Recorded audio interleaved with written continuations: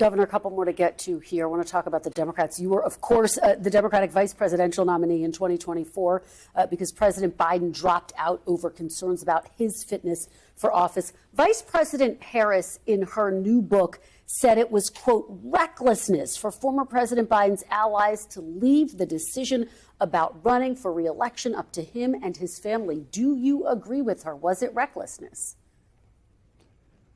Look, I wasn't there, Kristen, on this, and I think the president, again, got us through COVID, ushered us through, brought the economy back from the edge. I think there's question about this, and I want to be very clear. On me talking about the MRI, ageism is a real thing. Ableism is a real thing that we need to be careful of with people, and I think Donald Trump made a cottage industry out of attacking Joe Biden's competency, and it seemed like that got reported a lot. Now, whether that decision should have been made sooner, history will determine that. What I do know is that going forward, we need somebody in office who's actually going to tackle the things Americans need, whether it's about costs or whether it's about our national security needs and honoring those with our allies. And I think maybe there's a lesson to be learned from what happened with President Biden.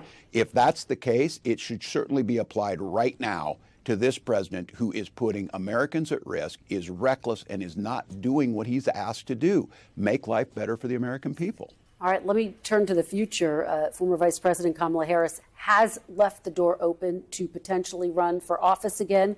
Do you still think she's the strongest person to run for president in 2028?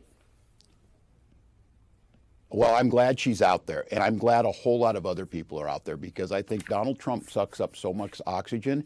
We need to have the Democratic Party out on the field, the broad, inclusive Democratic Party, talking about making life more affordable, talking about protecting freedoms, and I think Kamala Harris does a wonderful job with that. If she chooses to run, that betters all of us. We will have the process. We'll go through. I'm sure there'll be a lot of folks throw their hat into the ring, but that's good, and we need to make sure that we're providing the alternative that America's asking for. If they're going to elect us, we need to make sure health care costs come down. We need to make sure prices come down. We need to make sure that we're addressing the things that they care about, whether it's clean water or protecting environment. Those are things they want to see us get done. And I think she had a message last year that I'm proud of. I think, did it break through enough? Obviously not, but it's still a message that works, making sure that America is affordable for all, people feel included, and we tackle the toughest problem. We thank you for watching, and remember, stay updated on breaking news and top stories on the NBC News app or watch live on our YouTube channel.